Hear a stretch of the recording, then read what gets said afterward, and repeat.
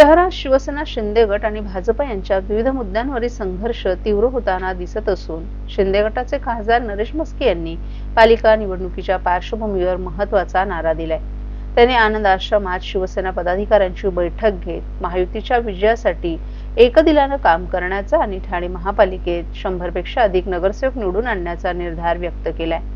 काही दिवसांपूर्वी बीएसयूपी योजनेतील सदनिका धारकांना मुद्रांक शुल्कात सवलत देण्याच्या निर्णयाचं श्रेय घेण्यावरून शिंदे सेना आणि भाजपच्या स्थानिक नेत्यांमध्ये वाद झाला होता। या वादातून ठाणे महापालिका निवडणुकीत युती होणार की नाही याबाबत साशंकता व्यक्त केली जात होती। निवडणुकीच्या तोंडावर सत्ताधारी पक्षातील शिवसेना शिंदे गट आणि भाजपच्या स्थानिक नेत्यांमध्ये शीतयुद्ध सुरू असून प्रभागातील वाद पोलीस ठाण्यापर्यंत पोहोचला होता। या राजकीय तणावाच्या पार्श्वभूमीवर खासदार नरेश म्हस्के यांनी पालिका निवडणुकीसाठी शिवसेना पदाधिकाऱ्यांची बैठक घेऊन रणशिंग फुंकले। त्यांनी अब की बार 100 पार असा नारा देत संपूर्ण शहरात महायुतीचे 100 पेक्षा अधिक नगरसेवक निवडून आणण्याचा निर्धार व्यक्त केलाय। स्थानिक स्वराज्य संस्थांच्या निवडणुकीच्या पार्श्वभूमीवर शिवसेनेनं संपर्क प्रमुखांची घोषणा केली आहे। यामध्ये खासदार नरेश म्हस्के यांच्याकडे ठाणे, नवी मुंबई आणि पुण्याची जबाबदारी सोपवण्यात आली आहे। या नियुक्तीनंतर त्यांची ही पहिलीच बैठक पार पडली आहे।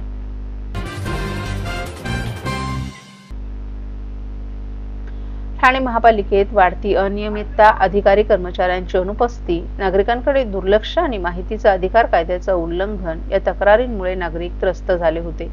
वेळेत अधिकारी कार्यालयात उपलब्ध नसणं, भेट मिळाल्यास नागरिकांचं म्हणणं न ऐकणं, तसंच आरटीआय कलम 4(1) नुसार अनिवार्य माहिती वेबसाईटवर आणि दर्शनी भागात न लावणं अशा तक्रारी सातत्यानं वाढत आहेत। अशा स्वरूपाची तक्रार प्रवक्ते पिंगळे यांनी अतिरिक्त आयुक्त प्रशांत रोडे यांच्याकडे केली होती। या तक्रारीनंतर अतिरिक्त आयुक्त रोडे यांनी महापालिकेच्या सर्व विभागांना शिस्त लावण्यासाठी परिपत्रक काढलं असून यामुळे अधिकारी कर्मचाऱ्यांवरील जबाबदारी आणखीन वाढली आहे। त्याचबरोबर त्यामुळे नागरिकांना आता अधिकाऱ्यांना भेटून त्यांच्या समस्या मांडणंही शक्य होईल। केंद्र शासनाचा माहितीचा अधिकार अधिनियम 2005 प्रमाणे 17 बाबींची माहिती कलम 4(1) नुसार संकेतस्थळ फलकावर तिमाही अद्ययावत करणं, नागरिकांनी मागणी केल्यास सर्व अभिलेखांचं अवलोकन सहज उपलब्ध करून देणं, प्रत्येक सार्वजनिक प्राधिकरणाकडे अभ्यागतांना अभिप्रायासाठी अर्ज ठेवणं, अभ्यागतांसाठी निश्चित भेटीची वेळ राखून ठेवणं आणि कार्यालयाबाहेर फलकावर तसं नमूद करणं, पुरेसा वेळ देऊन नागरिकांचं म्हणणं ऐकून घेणं, कार्यालयात हालचाल नोंदवही ठेवणं आणि अधिकाऱ्यांनी कार्यालयाबाहेर पडताना नोंदवहीत नोंद करणं, कार्यालयातून बाहेर पडताना अधिकारी आणि कर्मचाऱ्यांनी वातानुकूलित यंत्रणा, दिवे आणि पंखे बंद करणं, नागरिकांकडून येणाऱ्या तक्रारी, निवेदनं आणि पत्रव्यवहारावर शासनाच्या परिपत्रकानुसार विहित मुदतीत कार्यवाही करणं, कार्यालयीन वेळेत ओळखपत्र आणि गणवेश परिधान करणं असे निर्देश अतिरिक्त आयुक्त रोडे यांनी दिले आहेत। ठाणे महापालिका क्षेत्रात कचऱ्याचं नियोजन करताना प्रशासनाची होणारी दमछाक कमी करण्यासाठी आणि कचऱ्याचं योग्य पद्धतीनं संकलन व्हावं यासाठी प्रत्येक प्रभागाचा सर्वे करण्याचा निर्णय पालिकेच्या घनकचरा विभागाच्या वतीनं घेण्यात आलाय। प्रत्येक प्रभागात नेमक्या किती आस्थापना आहेत, किती हॉस्पिटल, किती गृहसंकुल आहेत याची माहिती संकलित करण्यात येणार असून त्यानुसार कचरा संकलित करणं अधिक सुलभ होणार असल्याचं प्रशासनाचं म्हणणं आहे। सुरुवातीला प्रायोगिक तत्वावर एका प्रभागाचं सर्वेक्षण करून ही संकल्पना राबवण्यात येणार असल्याचं प्रशासनाच्या वतीनं स्पष्ट करण्यात आले। ठाणे महापालिका क्षेत्रात दररोज 1000 मेट्रिक टन पेक्षा अधिक कचरा जमा होतो। यामध्ये ओला, सुका आणि ई कचऱ्याचा देखील समावेश आहे। दररोज निर्माण होणाऱ्या कचऱ्यावर पूर्ण क्षमतेनं प्रक्रिया करणं अजूनही ठाणे महापालिकेला जमलं नाही। याशिवाय शहरात दररोज निर्माण होणारा कचरा संकलित करण्यावरूनही अनेकदा पालिकेवर टीका झाली आहे।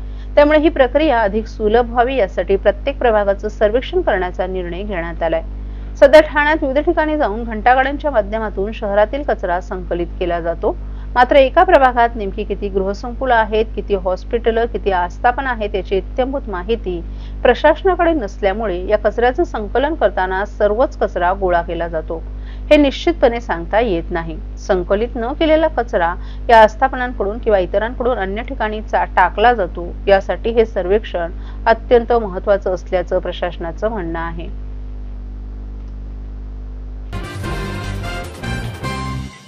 सर्व नागरिकांना आवाहन करण्यात येत आहे की सध्या डासांमार्फत पसरणाऱ्या डेंग्यू या आजाराचा प्रसार रोखण्यासाठी प्रत्येकाने पुढील प्रमाणे कार्यवाही करावी। डेंग्यू आजार एडिस इजिप्टी हा डास चावल्याने होतो।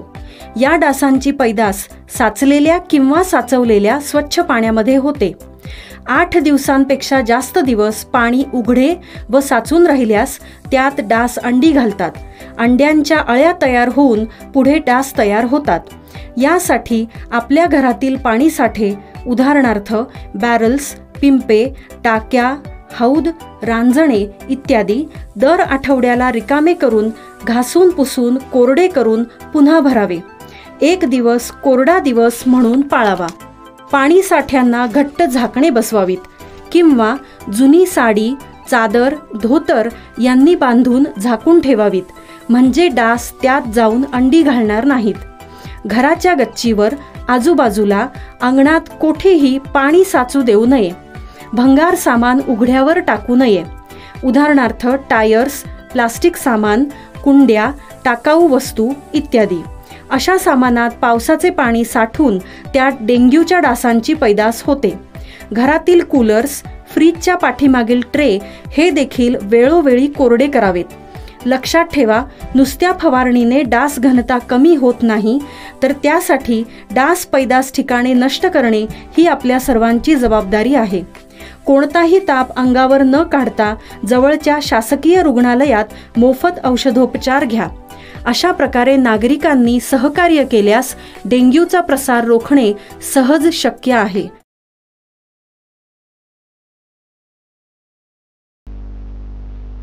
ठाण्यातील 3 हात नाका, नितीन कंपनी जंक्शन, कॅडबरी आणि माजिवड्यातील गोल्डन डाईस जंक्शन येथे मोठ्या प्रमाणावर वाहतूक कोंडीची समस्या निर्माण होते. या पार्श्वभूमीवर MMRDAनं आनंदनगर ते साकेत दरम्यान ईस्टर्न एक्सप्रेस हायवेवरून 8.24 किलोमीटर लांबीचा उन्नत मार्ग उभारण्याचं काम हाती घेतले, ज्यामुळे ठाण्यातील वाहतूक कोंडी कमी होण्यास मदत होईल. सध्या ठाण्यातील ईस्टर्न एक्सप्रेस हायवेवरील 3 हात नाका, नितीन जंक्शन, कॅडबरी जंक्शन आणि माजिवड्यातील गोल्डन डाईस जंक्शन येथे कायमस्वरूपी वाहतूक कोंडी होत असते. प्रतीक्षा काळ वाढवण्याचे एक प्रमुख कारण म्हणजे 3 हात नाका, कॅडबरी आणि माजिवडा येथे 6 लेनचं उड्डाणपूल असले तरी तिथे ये-जा करणारी वाहतूक आणि विविध सर्व्हिस रोड्स आणि स्लीप रोड मुख्य रस्त्यात मिसळतात. या कोंडीपासून दिलासा देण्यासाठी 8.24 किलोमीटरचा उन्नत मार्ग उभारण्याचा प्रस्ताव आखण्यात आलाय. विशेषतः माजिवडा जंक्शन मुंबई अहमदाबाद महामार्गाचा महत्त्वाचा दुवा असल्यानं हा पूल ठाण्यातील स्थानिक वाहतुकीसह मुंबई, नाशिक ते गुजरातच्या दिशेने जाणाऱ्या गाड्यांची ही कोंडी मोठ्या प्रमाणात कमी करेल. हा एलिव्हेटेड कॉरिडॉर आनंदनगर येथे छडानगर आनंदनगर उड्डाणपुलाच्या लँडिंग पासून सुरू होईल आणि ठाण्यातील सर्व गजबजलेल्या चौकांवरून जात साकेत, ठाणे पश्चिम येथे उतरेल. हा उन्नत मार्ग 6 लेनचा असेल आणि दोन्ही दिशांना वाहतूक कोंडी सोडवण्याचा उद्देश आहे. प्रत्येक बाजूस 3 लेन असतील. रस्त्याची एकूण लांबी 8.24 किलोमीटर इतकी असणार आहे. त्याचबरोबर प्रकल्पाचा एकूण खर्च 1,847.72 कोटी इतका रुपये असणार आहे. कोकण पदवीधर मतदारसंघाचे आमदार ॲडव्होकेट निरंजन डावखर यांनी ठाणे, कळवा, मुंब्रा आणि दिवा परिसरातील काही बार, वाईन शॉप आणि बियर शॉप जवळ दिवसेंदिवस वाढत चाललेल्या अराजकतेबाबत कठोर भूमिका घेतली असून याबाबत ठाणे पोलीस आयुक्त आशुतोष डुमरे यांना निवेदन सादर करत तातडीनं प्रभावी कारवाईची मागणी केली आहे. निवेदनात नमूद केल्याप्रमाणे काही ठिकाणी मद्यधुंद अवस्थेत फिरणाऱ्या व्यक्तींकडून सार्वजनिक ठिकाणी गोंधळ, गल्लीबोळात भांडणं, वाहनांना अडथळा निर्माण करणं, महिलांना त्रास देणं अशा घटनांमध्ये वाढ होते. या प्रकारांमुळे स्थानिक नागरिकांमध्ये भीतीचं वातावरण निर्माण झालं असून कायदा आणि सुव्यवस्थेला गंभीर धोका निर्माण होतोय. ॲडव्होकेट डावखर यांनी स्पष्ट शब्दात ठाणे हे सांस्कृतिक आणि सभ्य नागरिकांचं शहर असून येथे अराजकतेला थारा देता येणार नसल्याचं सांगितलं. पोलिसांनी गस्त वाढवून अवैध मद्य विक्रीवर तात्काळ कारवाई करावी आणि नागरिकांना सुरक्षित आणि शांततामय वातावरण मिळेल यासाठी गंभीरपणे पावलं उचलावीत असं त्यांनी सांगितलं. तसंच त्यांनी संबंधित भागात बीट मार्शल व्यवस्था मजबूत करणं, सतत चौकशी ठेवणं, विशिष्ट संवेदनशील ठिकाणी विशेष गस्त घालणं यांसारख्या पोलीस उपाययोजना तातडीनं राबवण्याची मागणी केली, जेणेकरून नागरिकांचा विश्वास वाढेल आणि शहराची कायदा सुव्यवस्थेची ओळख टिकून राहील. ॲडव्होकेट डावखरे यांनी नागरिकांनाही आवाहन केले की कोणताही संशयास्पद, अराजक अथवा महिलांना छळ करणारी घटना आढळल्यास विलंब न करता पोलीस प्रशासनाला कळवा. आपली एकत्रित जबाबदारी शहराला सुरक्षित ठेवू शकते. या मागणीमुळे ठाण्यातील कायदा सुव्यवस्था कायम राखण्यास मोठी मदत होईल आणि शहराची सांस्कृतिक ओळख आणि सुरक्षिततेची भावना अधिक दृढ होईल असा विश्वास डावखरे यांनी व्यक्त केलाय.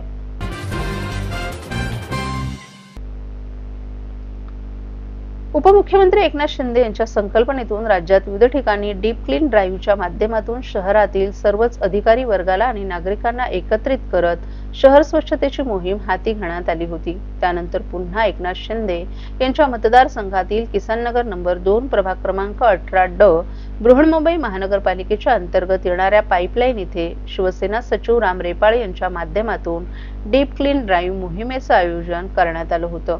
यावेळी शिवसेनेचे पदाधिकारी तसंच ठाणे महानगरपालिकेचे अधिकारी आणि सफाई कर्मचाऱ्यांनी संपूर्ण परिसर डीप क्लीन मोहिमेच्या माध्यमातून ठाण्यात शून्य कचरा मोहीम सुरू झालेलं चित्र यामुळे पाहायला मिळालं। मोहिमेबद्दल काय सांगाल आणि कितपत महत्त्वाचं येणाऱ्या काळात काय याची उपाययोजना असणार आहे? हिंदू हृदय सम्राट वंदनीय शिवसेना प्रमुख बाळासाहेब ठाकरे यांनी आम्हाला एक मूलमंत्र दिला, 80% समाजकार्य 20% राजकारण।